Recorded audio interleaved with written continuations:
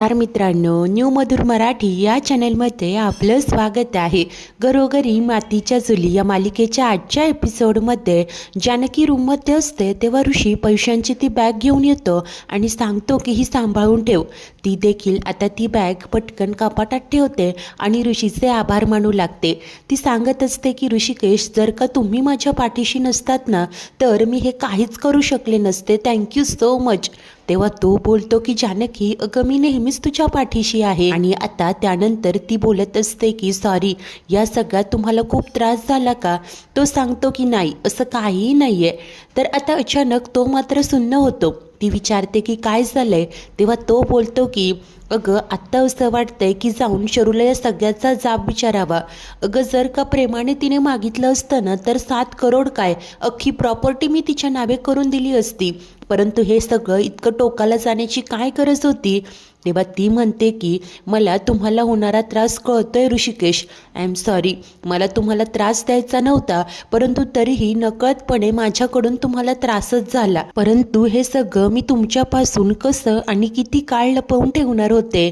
तेव्हा आता ऋषी म्हणतो की जानकी, तुझी काही चूक नाही आहे, सगळं अगदी बरोबर करते तू. आणि मला वाईट वाटणं साहजिकच आहे ग, कारण शर्वरी माझी बहीण आहे आणि आम्ही एकत्र लहानाचे मोठे झालोय. तर जानकी देखील आता सुन्न होऊनच बोलते की कधी कधी असं वाटतं की शर्वरी वंशांचं सत्य समोर आणण्यासाठी मी इतकं धडपडते, परंतु हे सगळं मिळून काय होणार आहे? खरं तर सगळ्यांना त्रासच होणार आहे. तेव्हा तो बोलतो की नाही, न्याय मिळणार आहे. जानकी, तुझ्या इंटेन्शनवर कोणी कितीही संशय घेतला ना तरी मला माहिती आहे हे सगळं करून विक्रांतराव आणि नानांना न्याय मिळणार आहे. आता ऋषीच्या या पॉझिटिव्ह बोलण्याने जानकीलाही 100 हत्तींचं बळ आलेलं असतं. ती त्याचा हात हातात घेऊन सांगत असते की थँक्यू ऋषिकेश, तुम्ही माझ्या पाठीशी आहात. कधी कधी असं वाटतं ना, मी नक्कीच काहीतरी पुण्य केलं असेल की तुमच्यासारखा मला समजून घेणारा, मला सोबत करणारा जोडीदार मिळालाय. हो, मला असा नवरा मिळालाय जो स्वतःपेक्षा जास्त माझ्यावर विश्वास ठेवतो. खरंच मी खूप भाग्यवान आहे. Thank you so much Rishikesh. असं बोलून ती प्रेमानेच हसतच ऋषीला मिठी मारते आणि त्यानंतर सांगते की चला आता मी तुमच्या आवडीचं जेवण बनवलंय, जेवायला या.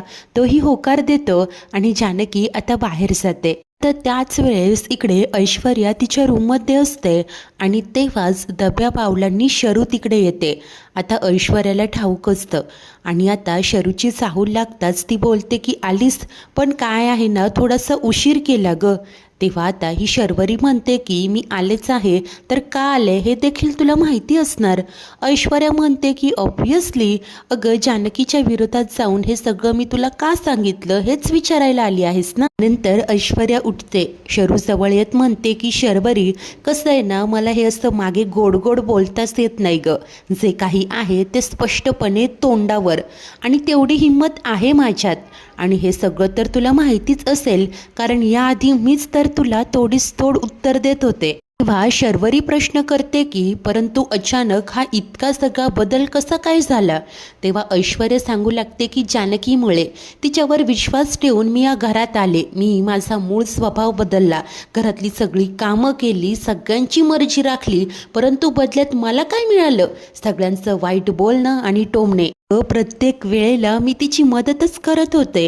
अगं तिची मदत करण्यासाठी मी तुझ्याशी वाद घातला, तुझ्याशी भांडले, परंतु माझ्याकडून एक चूक काय झाली, तिने मला किती सुनावलं. सतत मला या गोष्टीची जाणीव करून देत राहिली की मी किती चुकीची आहे, मी किती मूर्ख आहे, वेंधळी आहे. अगं तरीही पुन्हा एकदा मी माझा सगळा राग गिळला आणि जाऊन तिला सॉरी म्हटलं. परंतु तिने काय केलं, सरळ मला इग्नोर करून टाकलं. तिला वाटत असेल मी या घरात परत आले ते फक्त तिच्या तालावर नाचायला. नाही, ऐश्वर्या आहे मी, ऐश्वर्या. ही ऐश्वर्या फक्त स्वतःच्या नियमांवरच चालते. मी तिला खूप रिस्पेक्ट दिला, तिला मान दिला, म्हणून तिला ना खूप माज आलाय. पण आत्ता नाही मी तिचा इगो कुरवाळत बसणार नाही आहे. आत्तापर्यंत मी तिच्या सोबत होते, परंतु यापुढे मी तिच्याच समोर उभी असेल. काही नाही, जानकीला आता तिच्या कर्मांची फळंही भोगावीच लागतील, कारण मी आता तिला असा दंश करेल ना. जानकी, मी आता एखाद्या दुखावलेल्या नागिनीसारखी झालेली आहे. तुला दंश केल्याशिवाय मला चैन पडणार नाही, असं म्हणत ऐश्वर्या आता जानकीच्या विरोधात बोलत असते. तेव्हा शर्वरी मात्र पुढे येऊन म्हणते की पण तरीही एक प्रश्न उरतोच, व्हाय मी, तुला माझी मदत का करायची? ऐश्वर्या उत्तर देते की सिंपल आहे, शत्रूचा शत्रू तो आपला मित्र.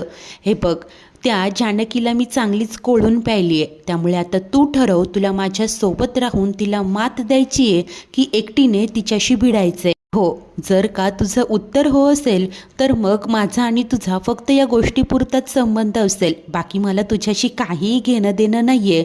परंतु मला मात्र त्या जानकीचा माज उतरवायचाच आहे आणि त्या जानकीला कसं हरवायचं ते मला चांगलंच ठाऊक आहे. खूप दिवसांपासून मी मैदानात उतरले नाही, याचा अर्थ असा नाही की मी खेळायचंच विसरले. आता त्या जानकीचा बदला घेतल्याशिवाय माझ्या सुडाची आग काही शांत व्हायची नाही, असं म्हणत आता ऐश्वर्या मुद्दामहून जानकीच्या विरोधात बोलत असते. शरूलाही ते पटतं आणि खुश होऊन ती म्हणते की ठरलं तर मग आता बदला घ्यायचाच आहे तर एकत्र मिळून घेऊया. आता ही शरू हात मिळवणी करतच ऐश्वर्यासमोर हात धरते. ऐश्वर्या देखील तिच्या हातात हात देते आणि अशा प्रकारे ऐश्वर्या आणि जानकीच्या प्लॅनिंगमध्ये शरू अडकलेली असते. तर आता थोड्याच वेळात जानकी जेव्हा कुठेतरी जात असते, ही शरू अचानक पुढ्यात येते आणि खुश होऊन म्हणत असते की वहिनी वहिनी, अगं मी तुझ्याकडे येतच होते, कॉंग्रॅच्युलेशन. जानकी म्हणते की इतकं काय झालंय? शर्वरी म्हणते की हे बघ, असं आहे तुझं, इतकं काय त्यात काय झालं हे असं म्हणत बसतेस. तुला ना व्हिक्टरी सेलिब्रेट करताच येत नाही, पण मी मात्र ठरवले तुला ना छान तुझ्या स्मार्टनेससाठी ॲप्रिशिएशन अवॉर्ड द्यायचं. बरं देऊ मी तुला, असं म्हणत ती बाजूलाच असलेलं एक शोपीस घेते आणि आनंदाने म्हणत असते की this is your appreciation award, please घे, असं म्हणत ती जानकीला ते देऊ करते. की मात्र आश्चर्याने तिच्याकडे पाहत राहते. तर शरू तिचा सूर बदलत म्हणते की अगं घे, आणि बळजबरीने ते तिच्या हातात ठेवते. जानकी म्हणते की हे बघा, मुद्द्याचं बोला नाही तर मी चालले. जानकी जायला लागते. शर्वरी रागाने म्हणते की काय ग नाटकं करतेय, मी जे बोलते तेही तुला व्यवस्थित कळतं. किती हुशार आहेस तू, मला पैसे दिले तेही सगळ्यांसमोर, याने तू महान झालीस आणि दुसऱ्या क्षणाला ते पैसे माझ्याकडून ओरबाडून घेतलेस. बोलून ती आता टाळ्या वाजवते आणि म्हणत असते की तू ना खूप कमाल ॲक्टर होऊ शकतेस, वा काय परफॉर्मन्स आहे, किंवा जर का इंटेलिजन्स ब्युरोमध्ये कामाला लागली ना तर काय कामगिरी बजावशील तू. तिचं हे बोलणं ऐकून पुन्हा एकदा जानकी सांगत असते की काय असेल ते मुद्द्याचं बोला, मला नाही कळते. शरू वैतागत हात जोडून म्हणते की बस ना, अगं बस कर आता हा भोळेपणाचा आव. अगं म्हणजे सगळ्यांसमोर मला पैसे दिले, पुन्हा ते घेऊन देखील टाकले, हा असा भोळेपणा नाही ग शोभत तुझ्या चेहऱ्यावर. जानकी मात्र बोलते की ठीक आहे, तुमच्या समाधानासाठी मी हे सगळं मान्य करते. समजा मी तुमच्याकडून पैसे काढून घेतले असतील तर मग काय पुरावा आहे तुमच्याकडे, कोणी सांगितलं तुम्हाला हे? आणि तेव्हाच मागणं ऐश्वर्या येते आणि मी असं उत्तर देते. आता जानकी आश्चर्याने तिच्याकडे पाहू लागते. आता ऐश्वर्या येऊन सांगते की मीच शर्वरीला तुझ्या प्लॅनमध्ये मुद्दामहून फसवू दिलं. इकडे शरू खुश होऊन हसत असते.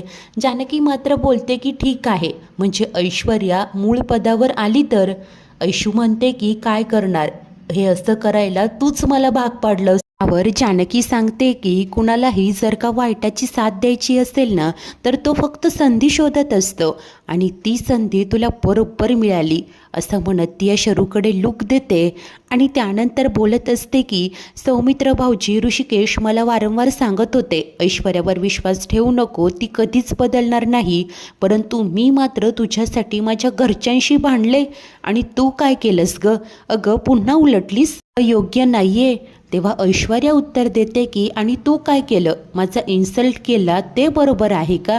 जानकी इमोशनल होऊन सांगत असते की मी तुला या घरात परत आणलं होतं, असं वाटलं होतं जाऊ म्हणून नाही तर बहीण म्हणून तू माझ्यासोबत राहशील, आणि त्याच नात्याने मी तुला जपलं होतं, तुला समजून घेतलं, तुझ्यासाठी घरच्यांना समजावलं, पण तू मात्र पुन्हा एकदा माझा विश्वासघात केलास. तेव्हा ऐशू उत्तर देत असते की हे सगळं कुणामुळे झालंय, तुझ्यामुळे.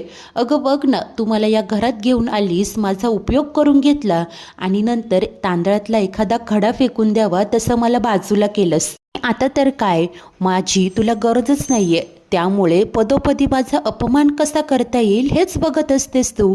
तेव्हा जानकी पुढे येत म्हणत असते की अगं, माझ्या माणसांचा वापर मी कधीच केला नाही आहे ऐश्वर्या. दोघींमध्येही होत असलेले हे वाद पाहून इकडे शर्वरी मात्र हसतच उभी असते.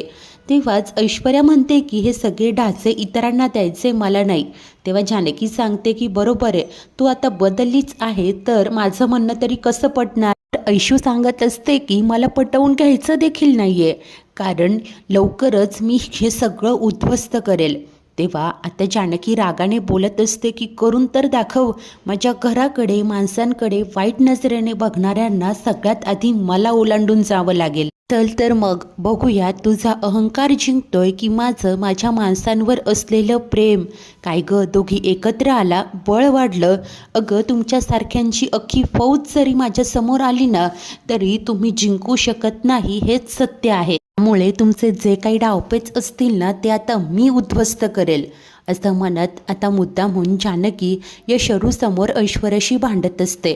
त्यानंतर ती शर्वरीकडे येते आणि तिला बोलते की वंस, अहो, तुम्हाला जे हवं होतं एकदा तुमच्या भावांकडे मागून तर बघायचं, त्यांनी हसत हसत सगळं दिलं असतं. परंतु तुम्हाला तर विश्वासघात करणं जास्त सोपं वाटलं.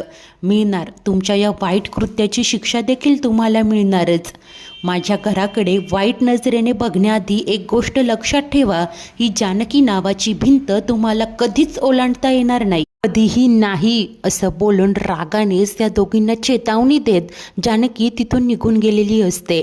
तेव्हा आता ऐश्वर्या जरा टेन्शनमध्ये आली असं दाखवते, तर शर्वरी मात्र बोलते की अगं, तिच्या बोलण्याचं इतकं का टेन्शन घेतेस तू, मी आहे ना तुझ्यासोबत. तेव्हा ऐशू म्हणत असते की नाही, बरोबर आहे, तू आहेस ग, परंतु ही जानकी स्वतःला कोण समजते कोण, आता मी तिला तिची जागा दाखवणारच. आता तू सोबत आहे म्हटल्यावर आपण त्या जानकीला चांगलाच धडा शिकवूया, असं आता ऐश्वर्या बोलते. शरू देखील आता तिच्याशी सहमत असते. त्यानंतर काहीच वेळाने जेव्हा अवंतिका तिच्या खोलीत बुक वाचत बसलेली असते, तेव्हा जानकी दोघींसाठीही कॉफी आणते आणि तिला बोलते की हे घे, तुला कॉफी प्यायची इच्छा होत होती ना, आणि सांग कशी झाली आहे. तेव्हा अवंती म्हणते की वहिनी, तुम्ही केली ना, मग मस्तच झाली असणार. आता त्यानंतर ती विचारते की काय हो, शरुताईंचा विश्वास बसला का. तेव्हा जानकी हळू आवाजात सांगते की होय, त्यांचा विश्वास बसलाय की ऐश्वर्या माझ्या विरोधात आहे. इतकंच नाही, मगाशी आम्ही दोघींनीही खाली भांडण्याचं नाटक केलं. ऐश्वर्या त्यांच्यासमोर मुद्दाम म्हणून मला अदवा तद्वा बोलली आणि मी देखील ऐकून घेतलं नाही. या सगळ्यावर शरुताईंचा विश्वास बसला तर काय, मी तिथून रागाने निघून गेले. बघच तू, एव्हाना दोघींची हात मिळवणी देखील झाली असेल आणि याच गोष्टीचा तर आपल्याला फायदा उचलायचा. ही अवंतिका मात्र विचार करत म्हणते की शरुताईंना इतक्या सहज ऐश्वर्यावर विश्वास बसला असेल का.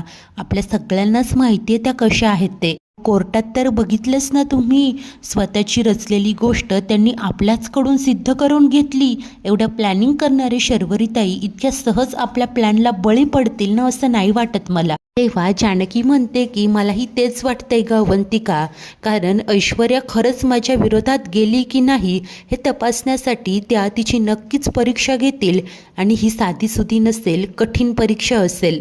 आता जानकीला जरा टेन्शन आलेलं असतं. त्याच वेळेस इकडे ही शर्वरी विचार करत असते. ऐश्वर्या तिकडेच उभी असते आणि मनाशी म्हणत असते की आता ही काय बोलेल कुणास ठाऊक. तेव्हाच शर्वरी म्हणते की ठीक आहे, आपण दोघी मिळून वहिनीला धडा शिकवूया, परंतु त्याआधी मला तुझी परीक्षा घ्यायची आहे. म्हणजे मी कसा विश्वास ठेवू ना, तू खरंच तिच्या विरोधात गेली आहेस, कारण याआधीची तुमची हिस्ट्री बघता काही झालं तरी तुम्ही पुन्हा एकत्र येता. तसाच आत्ताही तुमचा काही प्लॅन असू शकतो, मी कसा विश्वास ठेवू तुमच्यावर. तेव्हा आता ऐश्वर्या लगेच रागाने म्हणते की ए शर्वरी, हे बघ, तुला जर का माझ्यावर विश्वास ठेवायचा असेल तर ठेव, नाही तर जा. आणि तसंही माझा बदला घेण्यासाठी मी पुरेशी आहे, मला तुझी गरज नाहीये. असं बोलून ती रागाने जायला लागते. तेच शर्वरी म्हणते की थांब थांब, हे बघ, इतकी का चिडतेस, मला सांग, प्रॅक्टिकली विचार कर ना, जर का माझ्या जागी तू असतीस तर काय केलं असतं. ईश्वराला जे हवं असतं तेच घडत असतं. त्यानंतर ती मुद्दामहून बोलते की छे अजिबात नाही, अगं उलट मी तर तुझी परीक्षा घेतली असती. तेव्हा शर्वरी म्हणते की होय, आता मी देखील तेच करणार. ऐश्वर्या म्हणते की काय परीक्षा घेणार आहेस तू, म्हणजे ते पैसे मी पुन्हा तुला आणून द्यायचे ही परीक्षा घेणार आहेस तू. शर्वरी म्हणते की होय, मलाही बघायचंय तू माझ्यासाठी काय करतेस ते. त्याच वेळेस दुसरीकडे जानकी बोलत असते की ऐश्वर्याला ही परीक्षा देणं खूप कठीण जाईल ग, पण काही झालं तर ही परीक्षा तिला पास करावीच लागेल, त्याशिवाय आपल्याला सत्य नाही कळणार. आणि आता हा तिढा आणखीच वाढलेला असतो. मित्रांनो, आजचा हा एपिसोड इथेच संपतो. तर पुढील भागात जानकी अवंतिकाला सांगत असते की हा आपला प्लॅन आहे, हे आपल्या तिघींशिवाय कुणालाही कळता कामा नये, अगदी आपल्या नवऱ्यांना देखील नाही. आता त्यानंतर रात्र होते. जानकी व ऋषी झोपलेले असताना कोणीतरी रूममध्ये येतं आणि पैशांची ती बॅग चोरून निघून जातं. जानकी जागीच असते, परंतु तिला असं वाटतं की हे सगळं ऐश्वर्या करते शरूचा विश्वास मिळवण्यासाठी. तर दुसऱ्या दिवशी आता ऐश्वर्या जानकीकडे येते आणि तिला म्हणते की अगं आपलं ठरलं होतं ना, तू तिथे पैशांची बॅग ठेवशील मग मी ती घेऊन जाईल, परंतु तू ती बॅग तिथे ठेवलीच नाही. तर जानकीला धक्काच बसतो. ती म्हणते की अगं असं काय करते, मी पाहिलं होतं तुला, तू ती बॅग घेऊन गेली होतीस ना.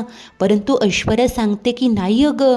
आता मात्र जानकीला कळून चुकतं की दुसरंच कोणीतरी ते पैसे चोरलेत.